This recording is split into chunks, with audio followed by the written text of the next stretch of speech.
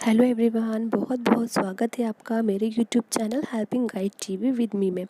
तो फ्रेंड्स, आज हम बात करने वाले हैं गर्भवती महिलाओं के गर्भ में जो शिशु पल रहा होता है, तो वो कैसे जान सकती हैं कि उसका शिशु स्वस्थ है या नहीं है, या उसके शिशु को कोई बीमारी तो नहीं है।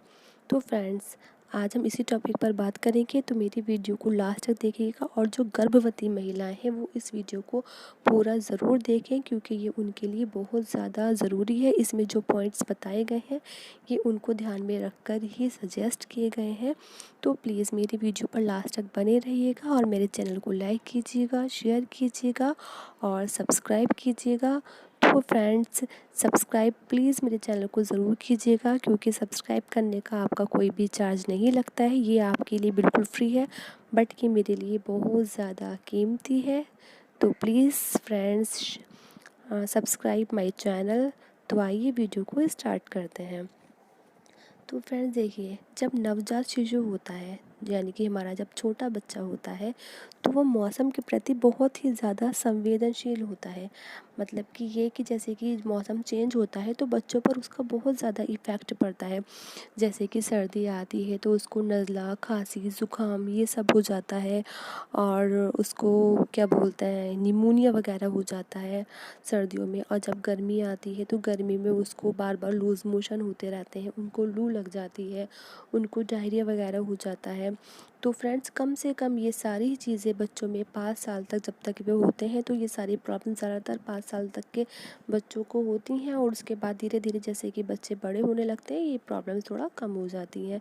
तो फ्रेंड्स, जब हम बच्चों को देखते हैं तो हम बच्चों को एकदम शुरुआती सालों में कम से कम जब 5 साल तक ज़्यादा ये बच्चों की समस्याएं रहती हैं और बच्चे बीमार पड़ते हैं, तो हमें तुरंत आभास हो जाता है कि हमारे बच्चे बीमार हो गए हैं। तो हमें उनमें एकदम से किस तरह से बदलाव दिखता है कि बच्चों का चिड़चिड़ापन देखकर हम समझ पाते हैं कि इनकी तबीयत ठीक नहीं है। वो दूध नहीं पीते हैं तो हम समझ पाते हैं कि उनकी तबीयत ठीक नहीं है। वो खाना नहीं खाते हैं, कम खेलते कूदते हैं, या उनकी एक्टिविटी थोड़ी कम हो जाती है, तो हम फ़ौरन समझ जाते हैं कि हमारा बच्चा बीमार है, इसको कोई प्रॉब्लम हो रही है।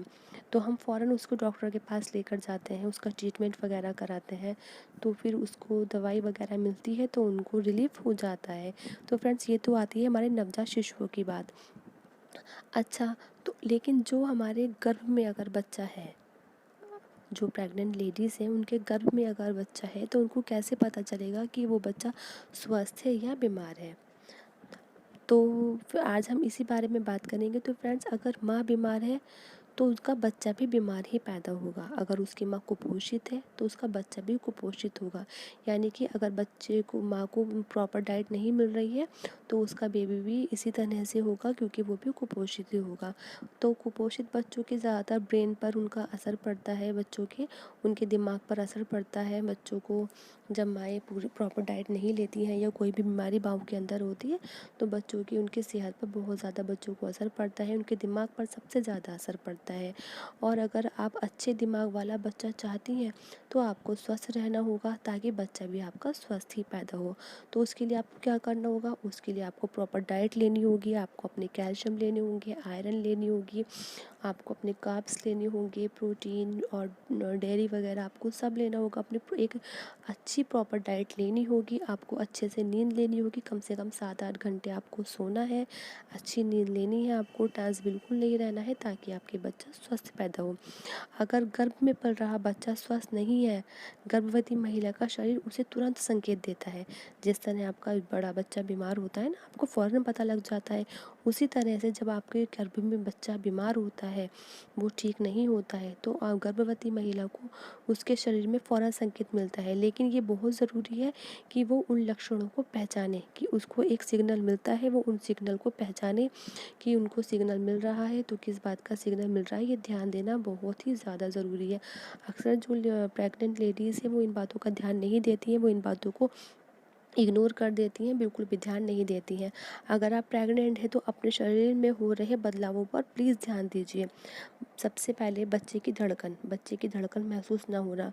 प्रेगनेंसी के 5वें हफ्ते में बच्चे का दिल धड़कना शुरू हो जाता है, लेकिन 10वें हफ्ते या तीसरे महीने के अंत में अक्सर जब डॉपलर उनका कराया जाता है, डॉपलर यानी कि जब उनकी धड़कनें चेक की जाती हैं, तो डॉपलर टेस्ट कराकर इसका पता लगाते हैं कि बच्चे की धड़कनें आ रही हैं ना। कभी कभी ऐसा होता है कि धड़कनें नहीं भी आती हैं, घर में बच्चे की पोजीशन या फिर उनकी प्लेसेंटा के स्थान में जो परिवर्तन हो जाता है उसकी वजह से कभी कभी धड़कन नहीं आ पाती है। तो ऐसी स्थिति में आपको थोड़ा वेट करना चाहिए और उसके बाद फिर से दोबारा से टेस्ट कराना चाहिए कि उसकी, अगर आपके बच्चे की धड़कन फिर भी नहीं आती है तो इसका ये मतलब है कि आपका बच्चा खतरे में है, इसमें मिसकैरेज का खतरा बना रहता है।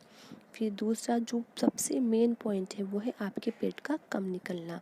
जैसे कि आपका पेट कम निकलता है और जैसे कि जैसे जैसे हम शिशु पेट में बढ़ता रहता है, जैसे धीरे धीरे गर्भ बढ़ने लगता है, उसी तरह से यूट्रस का आकार भी बढ़ने लगता है। जितना जितना उसका भ्रूण बढ़ेगा यानी कि उसका पेट में बच्चा बढ़ेगा, उतना ही उसके यूट्रस का आकार भी बढ़ेगा। लेकिन अगर पेट का जो पेट है अगर ज़्यादा बाहर निकला हुआ नहीं लगता है, जैसे जैसे कि मंथ बढ़ते जाते हैं लेकिन पेट ज़्यादा नहीं बढ़ा, पता लगता है कि ज़्यादा पेट बढ़ रहा है, तो ऐसी स्थिति में बहुत ज़्यादा ज़रूरी है कि आपने चेकअप वगैरह कराएं। हो सकता है कि आपका जो भ्रूण है उसका विकास रुक गया है, वो आगे उसका वो बढ़ नहीं रहा है।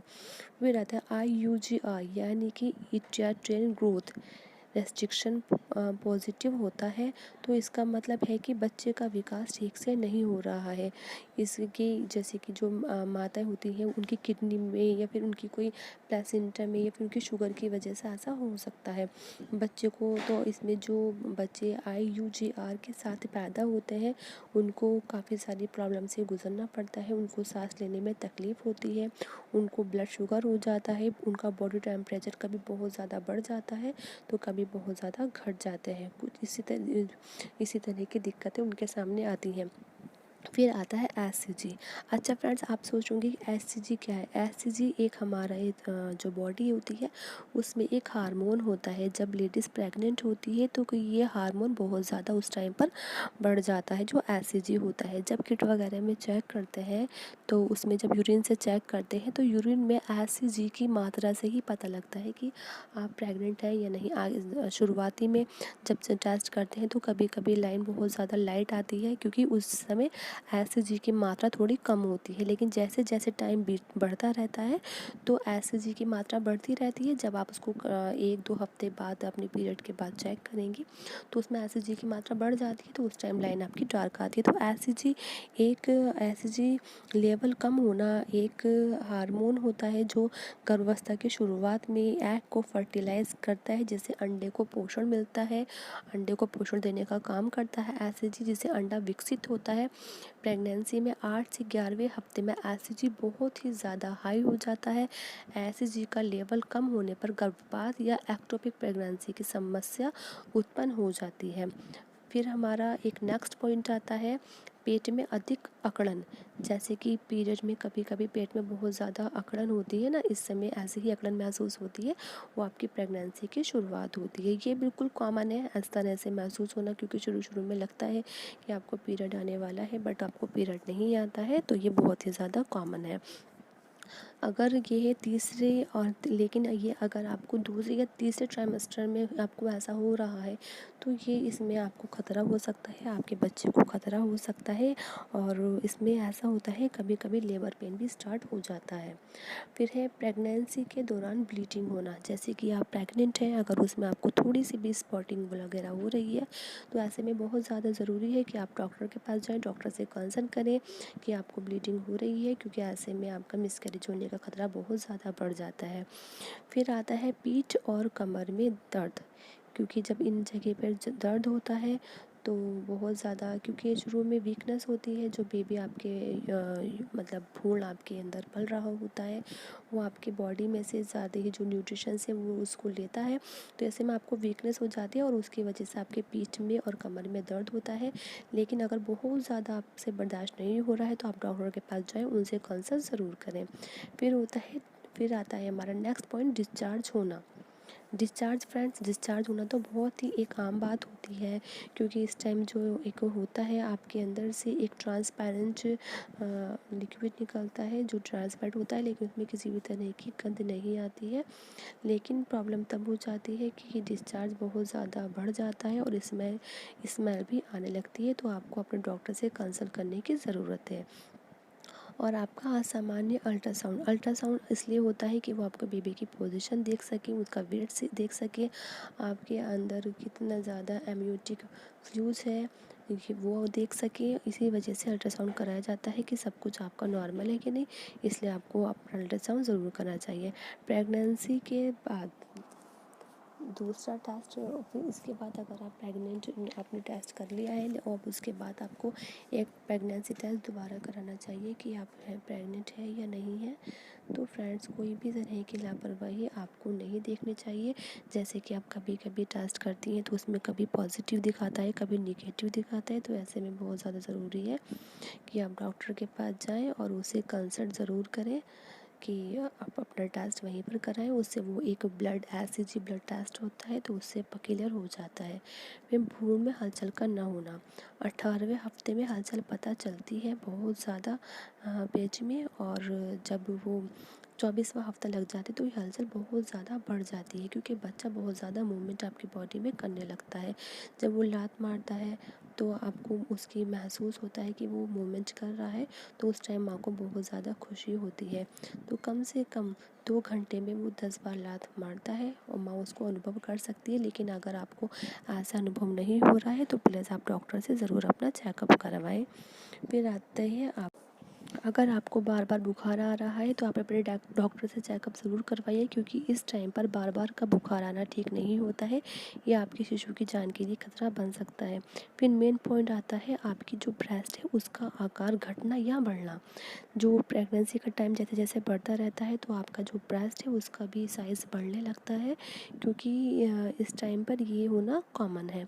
लेकिन अगर आपका ब्रेस्ट का साइज़ धीरे धीरे कम होने लगता है और आपको उसमें कोई असामान्य सी महसूस होता है कि भाई इसका साइज़ थोड़ा मुझे कम लग रहा है, तो ऐसी स्थिति में आपको अपना चेकअप कराने की बहुत ज़्यादा ज़रूरत है, क्योंकि जैसे जैसे आपका भ्रूण विकसित होता है उसी तरह से आपका जो ब्रेस्ट का साइज़ है वो भी इंक्रीज़ होता है। तो ऐसी स्थिति में बहुत ज़्यादा ज़रूरी है कि आप अपने डॉक्टर से कंसल्ट करें, किसी भी तरह की लापरवाही ना दिखाएं। और अगर कोई भी आपको असामान्य चीज़ महसूस होती है आपकी प्रेगनेंसी में, तो आप डॉक्टर के पास जाइए और ज़रूर अपना चेकअप करवाइए, और प्लीज़ अपनी प्रॉपर डाइट का ध्यान रखिए। अगर आप स्वस्थ रहेंगी तो आपका बेबी भी स्वस्थ रहेगा। तो मेरे इन सारे पॉइंट्स को ज़रूर ध्यान में रखिएगा फ्रेंड्स। और आपको मेरी वीडियो कैसी लगी है, अगर आप पसंद आई हो तो मेरे वीडियो को लाइक कीजिएगा, शेयर कीजिएगा और सब्सक्राइब कीजिएगा। तब तक के लिए थैंक यू फ्रेंड्स।